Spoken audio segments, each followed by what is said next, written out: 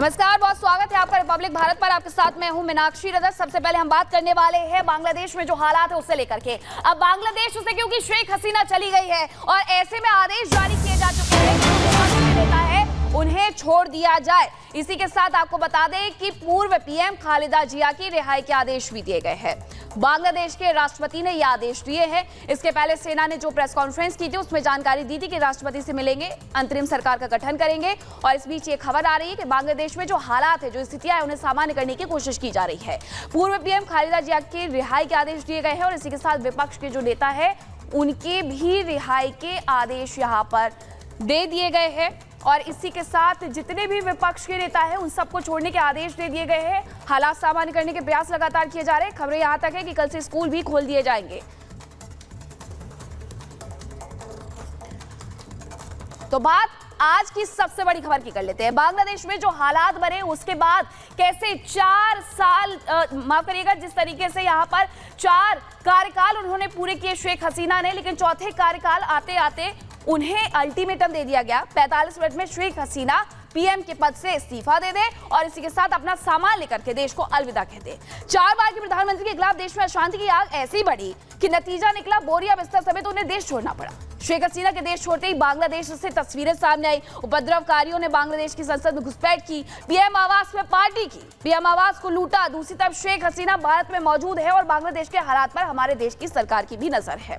PM Narendra Modi ने आज इस मुद्दे पर हाई लेवल बैठक बुलाई है। आज किस तरीके से एक देश में बड़ा राजनीतिक उठापटक हुआ है, इस रिपोर्ट में आपको दिखाएंगे। आर्मी के ताकतवर जनरलों के बीच में बैठी एक महिला प्रधानमंत्री भारी मन से इस्तीफा दे रही थी।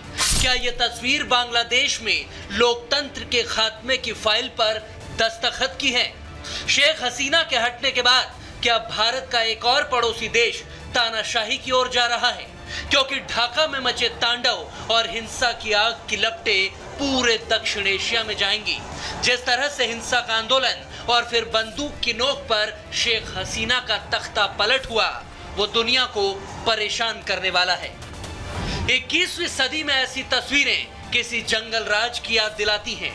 ऐसा लग रहा है मानो बांग्लादेश अब हुड़दंगियों के हवाले है, जहां ना कोई कानून है ना न्याय है, बस है तो भीड़ और उसमें सरेआम बवाल, हंगामा और हिंसा।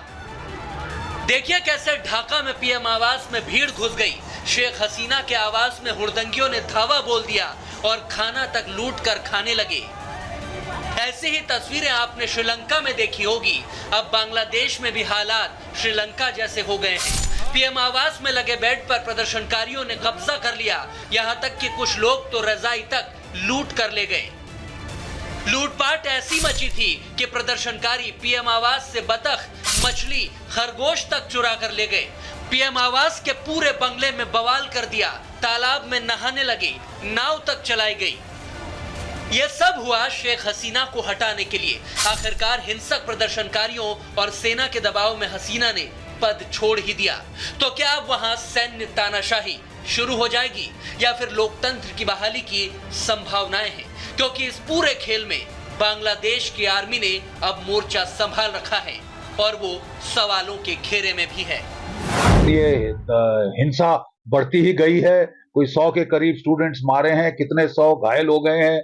अब बांग्लादेश की फौज के पास क्या विकल्प था कि या तो वो ताइनानमेन स्क्वायर जैसा नरसंहार करे, तो ये तो बिल्कुल जैसे कि श्रीलंका में हुआ था विक्रम राणा सिंघे के साथ की सरकार के साथ, वैसा उन्होंने तो अटैक कर दिया है बांग्लादेश के प्राइम मिनिस्टर के आवास के ऊपर। लेकिन लगता है कि बांग्लादेश की फौज अभी तक वफादार रही है। उन्होंने अपने हेलीकॉप्टर में उनको आउट किया, उनका हेलीकॉप्टर है या किसी और हमारी एजेंसी का हेलीकॉप्टर है, ये तो देखना होगा। आर्मी अब बांग्लादेश की बागडोर संभाल चुकी है, लेकिन जिस भीड़ के दम पर उसने ये सब किया, क्या उस हिंसक प्रदर्शनकारियों के पीछे कोई और है या फिर आर्मी ने ही प्लानिंग के तहत ये सब कुछ करवाया? क्योंकि शेख हसीना को फौज ने 45 मिनट का वक्त देकर सीधी चेतावनी दे दी थी देश छोड़ने की। आखिरकार तख्ता पलट के वो 45 मिनट कैसे थे, उनमें क्या हुआ, अब वो जान लीजिए। दरअसल हिंसक प्रदर्शनकारियों ने शेख हसीना का पीएम आवास घेर लिया था। शेख हसीना को हटाने पर भीड़ अड़ गई थी। क्योंकि रविवार को 97 लोगों की मौत से इस भीड़ के माथे पर खून सवार हो गया था। ऐसे में इन लोगों के खिलाफ सुरक्षाकर्मी कोई एक्शन नहीं लेना चाहते थे, फौज भी कोई गोलियां नहीं चलाना चाहती थी। तभी आर्मी ने हसीना को इस्तीफा देने को कहा और हसीना को 45 मिनट का अल्टीमेटम दिया गया।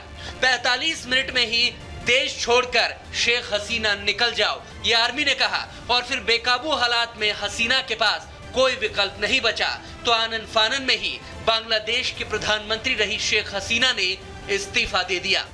वो एयरफोर्स के चॉपर से ढाका से निकल पड़ी। बताया गया कि वो सबसे पहले भारत में एंट्री करते हुए अगरतला पहुंचती हैं, फिर वहां से गाजियाबाद के हिंडन एयरबेस पर पहुंचती हैं, जहां भारतीय राष्ट्रीय सुरक्षा सलाहकार अजीत डोवाल ने उनसे लंबी मुलाकात की।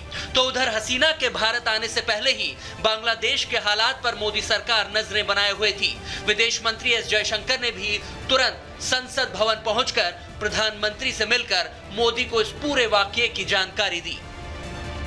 शेख हसीना सबसे पहले भारत आई क्योंकि वो जानती हैं भारत इकलौता ऐसा देश है जिस पर वो भरोसा कर सकती हैं। उनकी जान को यहाँ कोई खतरा नहीं है। तभी तो उनका विमान जैसे ही हिंडन एयरबेस पर लैंड कर रहा था, भारतीय वायुसेना के फाइटर जेट्स ने उन्हें कवर कर लिया ताकि किसी भी तरह की कोई सुरक्षा चूक ना हो।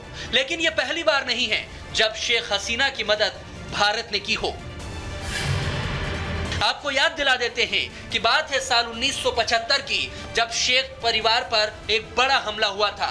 बांग्लादेश में शेख परिवार के ज्यादातर लोगों की हत्या कर दी गई थी। तब शेख हसीना के माता पिता और उनके 3 भाइयों का निर्ममता से कत्ल कर दिया गया था।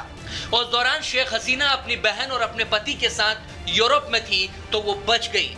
भारत ने उस वक्त भी शेख हसीना को शरण दी थी और वो अपनी बहन के साथ करीब 6 सालों तक दिल्ली में रही थी। इस बार जैसे ही वो ढाका से आनन फानन में निकली, शायद उनकी जान को कोई खतरा हो सकता था क्योंकि भीड़ खूंखार हो चुकी थी। हालांकि इससे पहले 2 बार शेख हसीना ने मौत को मात दी थी। 1975 के बाद साल 2004 में शेख हसीना पर ग्रेनेड अटैक हो गया था, जिसमें 24 लोग मारे गए थे और शेख हसीना भी बुरी तरह घायल हो गई थी। मगर इस बार उन्हें सत्ता से बेदखल कर दिया गया। क्या इसके पीछे अमेरिका का हाथ है या फिर चीन का? क्योंकि दोनों ही देशों के अपने अपने हित हैं। चाइना ने तो बांग्लादेश में भारी भरकम इन्वेस्टमेंट किया हुआ है।